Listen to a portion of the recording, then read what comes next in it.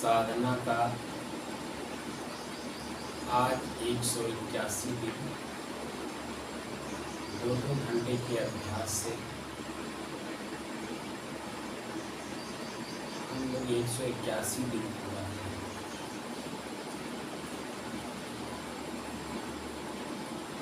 तारीख 4 मई सन 2022।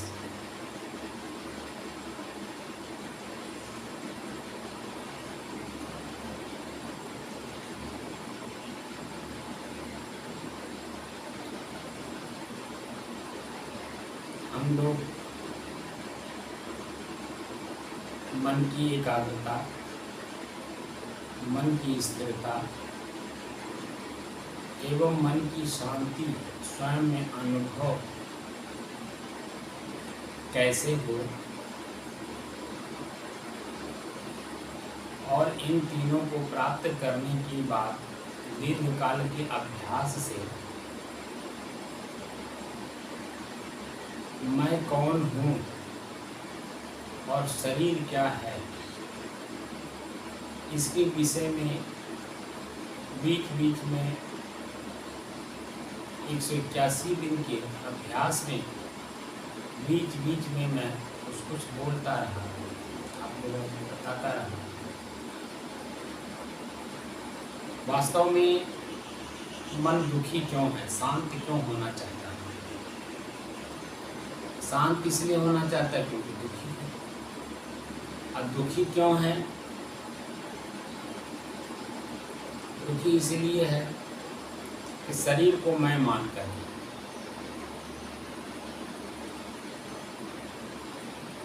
जो मैं बोलने वाला है, जिसे हम चेतन कहते हैं, चेतन शरीर रूपी जड़ को मैं मान लिया है। आँख से देखता है, कान से सुनता है, नाक से सूंघता है, जीभ से स्वाद लेता है और शब्द बोलता है, और भोजन मुंह से ही ग्रहण होता है। हाथ है, हाथ से अच्छे बुरे का क्या देना चाहिए, इस हाथ से क्या करना चाहिए। शिश्नेंद्रिय है, उसका प्रयोग कहाँ करना, कैसे करना। इन्हीं चीज़ों को मैं मान करके काम किया जाता है। पूरा जो हाथ, पैर, आँख, नाक, कान, जड़ रूपी शरीर को मैं मान लिया जाता है, क्योंकि हम प्रतिध्वनि नहीं करते, प्रतिक्रिया नहीं करते अपने ऊपर। आँख से जो दृश्य दिखाई दे रहा है, तो देखने वाला कौन है? प्रतिक्रिया है। दिखाई दे रहा है कि राम अवतार बाबू बैठे हैं, राम प्रताप जी बैठे हैं, रामदीन मौर्य जी बैठे हैं, शिव बहादुर यानी ठाकुर साहब बैठे हैं, मनोज जी बैठे हैं। इस तरह से तमाम लोग, आँख देख रहा है और देख करके इसी में भूल गया, और जैसे भूलता है तैसे अपने कर्म को नहीं देखता कि इनके साथ हमें क्या बोलना है या इनके साथ क्या व्यवहार करना है। मुझे इनके साथ कैसा व्यवहार करना है। देखते ही ये मन में उठता है कि ये मेरे लिए क्या कर रहे हैं, मेरे साथ कैसा व्यवहार कर रहे हैं, मेरे साथ ये बोली जो बोल रहे हैं, शब्द जो बोल रहे हैं, वो कैसा प्रयोग कर रहे हैं। इस पर तो हम ध्यान देते हैं, लेकिन प्रतिध्वनि की प्रतिक्रिया के रूप में मैं क्या इनके सामने शब्द का प्रयोग कर रहा हूँ या इनके साथ कैसा व्यवहार कर रहा हूँ, यह ज्ञान हमें इस सबके ऊपर लागू होता है। पूरी मानव मात्र, ज्ञानी अज्ञानी, ध्यानी मूढ़, पढ़ अपढ़, क्योंकि हमारी इंद्रियां बाहर हैं। आँख, नाक, कान, जीभ, हाथ, पैर, लिंग, गुदा सब बहिर्गत हैं, और इनसे इनका जो दृश्य है, इनके सामने जो पड़ता है, उस दृश्य को ही हम लोग मैं मान लेते हैं। और चंचल मन से क्रिया का प्रक्रिया हम ले लेते हैं, जो दुख का कारण है। मन एकाग्र करना है, आँख को बंद करना पड़ेगा। आँख जब बंद होगा तो बाहरी दृश्य देखेगा नहीं, जो बाहरी दृश्य नहीं देखेगा तो मन उलझेगा नहीं, और उलझेगा नहीं तो शांत रहेगा ही। लेकिन जैसे ही आँख खुलता है, हम कितना भी सावधान हो, जैसे ही पल पल मिनट मिनट हमारा समय बीतता है आँख खोलने के बाद, वैसे वैसे हम उसी में उलझते चले जाते हैं।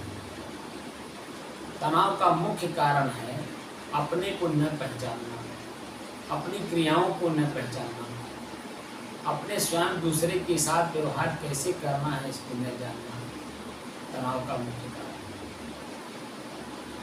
हम दूसरे के साथ कैसा व्यवहार कर रहे हैं, अगर यह बोध हो जाए, सामने वाला हमारे साथ कैसा भी व्यवहार करे, कितना भी दुर्व्यवहार करे, और प्रतिक्रिया के रूप में अगर हम मनुष्यता का प्रतीक देते हैं, हम मनुष्य हैं, हम सोच विचार करके उनकी बात का जवाब दें, उनके व्यवहार का हम सोच विचार करके व्यवहार करें उनके साथ समझ करके, तो मेरे अंदर में तनाव नहीं आएगा। सामने वाला तनाव में है, वो बात समझ में आ गई, हम स्वयं उनका तनाव ना लें। इस बात पे सावधानी तभी होगी जब हम अपने आप पर ध्यान रखेंगे कि मैं स्वतः शांत स्वरूप हूँ, मेरी इंद्रियां मुझे चंचल करने की हुई है। आँख सुनता है, कान सुनता है, आँख देखता है, जीभ स्वाद लेता है, उसी में उलझ जाता है। उसी को बार बार वो देखना चाहता, आँख देखना चाहता है, कान सुनना चाहता है, क्योंकि प्रिय है, आकर्षणीय है, अंदर से आनंद दे रहा है, और उसी में हम उलझ जाते हैं। जो कि दूसरे ही पल, दूसरे ही मिनट में, दूसरे ही घंटे में वो दृश्य बदल जाता है। और जैसे ही बदलता है, हमारी आंखें देखती हैं, कान सुनता है, सब बदलता है। वही व्यक्ति सामने भी 1 मिनट पहले क्या शब्द बोला, बड़ा प्रिय लगा, वही घंटे बाद कौन सा शब्द का प्रयोग कर दिया कि आपके शरीर में झूल रहा है, क्रोध उत्पन्न हो गया, आपने ऐसा कार्य कर दिया जो आपको नहीं करना चाहिए। कुल मिलाकर के हमें अपने ही शरीर को, इस शरीर रूपी, पहले इसे रथ कहा जाता था, जब रथ चलते थे घोड़े से, आज हम उसे कार कह सकते हैं, गाड़ी कह सकते हैं। तो जो शरीर रूपी गाड़ी है, ये मेरा है, मैं नहीं। तो मेरा गाड़ी मेरे कंट्रोल में होना चाहिए, मैं इसका ड्राइवर हूँ, मैं इसका प्रयोग करता हूँ। जब मैं इसका प्रयोग करता हूँ तो मुझे सावधानी पूर्वक प्रयोग करना है, स्थिर होकर के प्रयोग करना है, शांत होकर के प्रयोग करना है।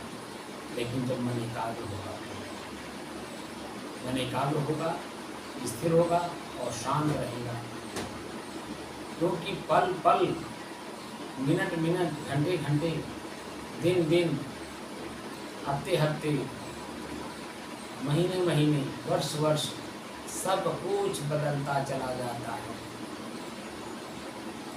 लेकिन जो मैं बोलने वाला है इस शरीर में, वो नहीं बदलता है, क्योंकि वो स्थिर है। स्थिर वस्तु को प्राप्त करने के लिए हम लोग गुरु के पास जाते हैं, सत्संग करते हैं, स्वाध्याय करते हैं, चिंतन करते हैं, मनन करते हैं, गुरु करते हैं, ताकि हमें स्वयं का, अपने आप का बोध हो, जानकारी हो, और हम उसी तरह से प्रयोग करें जिस तरह से मैं, जैसा मेरा रूल है, नियम है। मैं का रूल अपने आप में कुछ नियम हैं, जो नियम अपने नियम का पालन करेगा वही सबसे पहले मनुष्य होगा।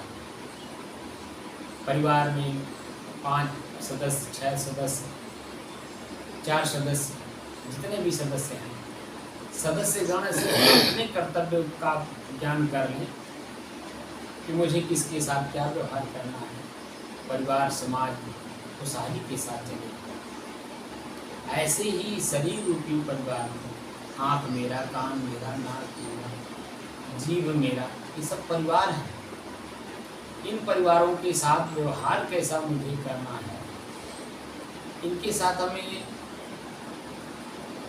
सुख दुख का अनुभव कैसे करना है, अगर इस बात का जानकारी होगा, इनके साथ व्यवहार करने में आनंद आएगा। ये आपके हैं, आप नहीं हो, आपके हैं। आप जैसा इनसे कार्य लेना चाहते हैं वैसा ये कार्य आपके साथ करें, अच्छे भी होंगे। बस आपके ऊपर है, आपकी चाहना के ऊपर। आँख खुला, दृश्य सामने पड़ा, आपके भाव में परिवर्तन आया। उस परिवर्तन को आपने किस रूप में देखा, किस रूप में जाना, उसका प्रयोग किस रूप में आप करना चाहते हैं, ये आपके ऊपर निर्भर करता है। यह आप पर निर्भर करता है कि उसके साथ आप कैसा व्यवहार करना चाहते हैं। तो जैसे ही व्यवहार आपने उसके साथ किया तो उसका जो परिणाम आना है, उस परिणाम को आँख नहीं भोगेगा, दृश्य नहीं भोगेगा, वो स्वतः आपके ही ऊपर प्रभाव डालता है। आपका मन चित्त चंचल कर देता है और वही चंचलता आपके दुख का कारण है।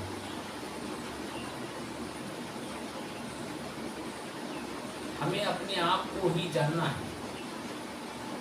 तो जानने के लिए, वहाँ तक पहुँचने के लिए जो नियम हैं, उन नियमों को अगर हम पालन करेंगे तभी हम वहाँ तक बड़े आराम से सहज भाव में धीरे धीरे स्थिर होकर के पहुँच सकते हैं, उसे प्राप्त कर सकते हैं और प्राप्त करके उसके साथ आलिंगन भी उसी तरह से कर सकते हैं जैसा वह है। वह कौन है? वह चेतन है। जो मैं बोलने वाला है वह चेतन है।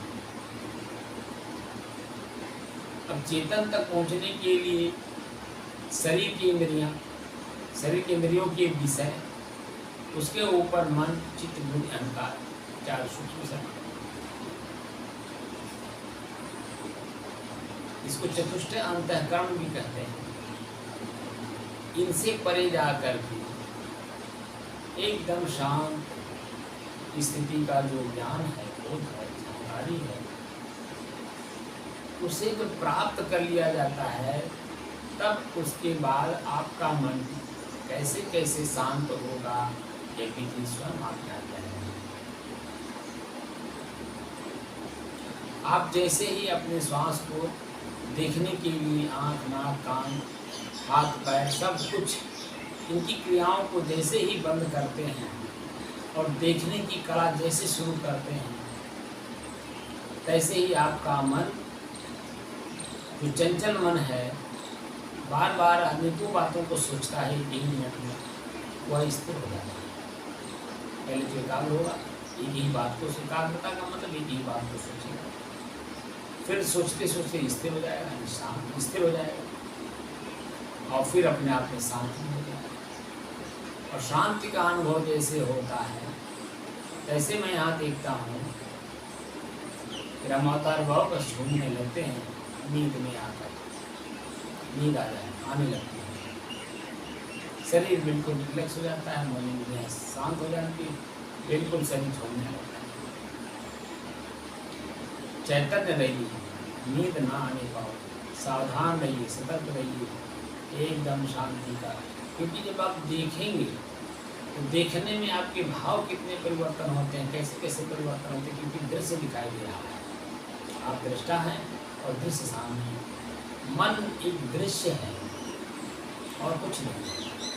हमने दृश्य को देख करके जो दृश्य का भाव में अपने अंदर में बैठा लिया हूँ, वही तो मन है और कुछ नहीं। जैसे टीवी और देखने वाला दोनों अलग अलग हैं। जैसे ही आप आंख बंद करते हैं, अपने ही किए हुए कर्म, अपने ही देखे हुए दृश्य, अपने ही सुने हुए शब्द, अपने ही बोले हुए शब्द सब सामने आने लगता है। हमने क्या क्या किया है, क्या क्या देखा है, क्या क्या सुना है, क्या क्या बोला है, सब दृश्य सामने आने लगता है और उसी में उलझन होती है। और वही उलझन हमारे मन को तनाव देता है। इसी उलझन मन से अपने आप को शांत करना है। जो व्यक्ति मनुष्य अपने इन चीज़ों को जानकर, पहले तो देखकर, जानकर, समझकर शांत कर लिया हो, वही दूसरे को देखने की कला सिखा सकता है, जानने की कला सिखा सकता है, समझने की कला सिखा सकता है, देख जान समझ कर शांत होने की कला सिखा सकता है। उसे ही वास्तविक गुरु कहते हैं। वास्तविक गुरु उसी को कहते हैं जो अपने आप में हमेशा लीन रहता हो, और वह संत के अलावा कोई नहीं हो सकता। सिर्फ संत ही एक ऐसे हैं जो स्वयं अपने शरीर और शरीर की इंद्रियों और शरीर की इंद्रियों के विषय को देखते हैं, जानते हैं, समझते हैं और शांत करने की कोशिश करते हैं, और अभ्यास करते करते वह स्वतः शांत कर लेते हैं और अपने शांत स्वरूप में वापस लौट जाते हैं। क्योंकि वह भी कभी हमारे आप जैसे थे। उन्होंने अपने दुख को देखा, जाना, समझा और देख जान समझकर उसे शांत करने का प्रयास किया, अभ्यास किया।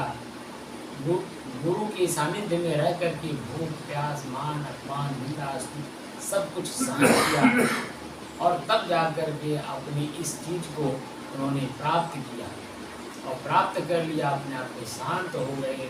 तो अब वह जो भी उनके पास बैठेगा वह चीज जानने की कोशिश करेगा, धीरे से दो शब्द में बता देते हैं, बाबू ऐसे बाबू, बड़े शांत भाव से, एकदम शांत भाव से, बड़े हंसमुख भाव में वह दो शब्द बोलते हैं। और ऐसे संत बिरले कहीं हैं। वह कहीं दिखावा नहीं करते, वो जादूगरी नहीं करते, वह बिल्कुल अपने आप के शांत, सब क्रियाओं से परे एकदम शांत। और ऐसे लोगों के पास कोई बैठना नहीं चाहता। जब कोई बैठेगा नहीं, उनके शब्द को सुनेगा नहीं और उनके बताए हुए अनुसार अपने कर्म को बदलेगा नहीं, कर्म को करेगा नहीं, तो जीवन जैसे है वैसे ही रह जाएगा। आपके अपने जीवन में जो दुख है वो स्वयं आपके अपने मन के द्वारा है। मन को देखने की कला, जानने की कला, समझने की कला और मन को शांत करने की कला और शांत करके अपने चेतन में वापस लौटने की कला जो व्यक्ति सीखना चाहता हो, जानना चाहता हो, वास्तव में अपने जीवन को धन्य करना चाहता हो, स्वतः अपने आप में एकदम धन्य होना चाहता है। धन्य का मतलब प्रसन्नता, आनंदित, लक्ष्य पूर्ति, तृप्ति। जो धन्य होना चाहता है, तृप्त होना चाहता है, अपने आप को लौटना चाहता है अपने घर में, अपने घर में ही सुख है, तो सुख पूर्वक अपने ही घर में सुख पूर्वक सुख से सुखी हो जाए, ऐसा संत महात्मा ऋषि मुनि हमारे वेदों में, शास्त्रों में, उपनिषदों में सब भरा पड़ा है। पढ़ने वाले, पढ़ाने वाले सिर्फ पढ़ते हैं और पढ़ाते हैं, स्वयं अपने जीवन में उसका प्रयोग नहीं करते हैं। सिर्फ उन्हें विद्वान कहा जा सकता है, ज्ञानी कहा जा सकता है, लेकिन वास्तविक जीवन से वह अवगत नहीं है, वह शब्द क्या बोल रहे हैं, उस शब्द पे उनका कोई फोकस नहीं। सिर्फ फोकस है आपको अपना बनाने में। मनुष्य, बहुत सारे मनुष्यों को मैं अपना बना लूं और हमारा ही अपना मन मेरे बस में ना हो, हमारा अपना ही मन बस में ना हो, और बहुत सारे मनुष्यों को अपने मैं बस में कर लिया हूँ। तो मनुष्य के बस में करने से पहले अगर मैं अपने मन को अपने बस में कर लूँ तो सारा संसार मेरे बस में हो जाएगा। लेकिन अगर मैं संसार को बस में करने चला हूँ और मन बस में नहीं है, तो संसार तो प्रकृति में है, संसार प्रकृति है और प्रकृति में परिवर्तन है, बदलाव है, वह कभी एक हो नहीं सकता, स्थिर हो नहीं सकता, प्रशांत हो नहीं सकता, किसी के बस में हो नहीं सकता। और ऐसी चीज़ों को बस में करने चले हैं तो तनाव का कारण बने गए। कुछ मत करिए, बस अपने मन को अपने बस में कर लीजिए और बस में करके अपने ही जीवन को धन्य करने का प्रयास करिए। ये संत महात्माओं का उपदेश है। उप माने निकट, देश माने आप स्वयं, जहाँ आपको सुख मिलता हो ऐसी जगह बैठिए। इसीलिए सदगुरु कबीर साहब को कहना पड़ा, संगत कीजिए साधु की, हरे और की व्याध, ओछी संगत पूर्ण की, आपको पहत पार।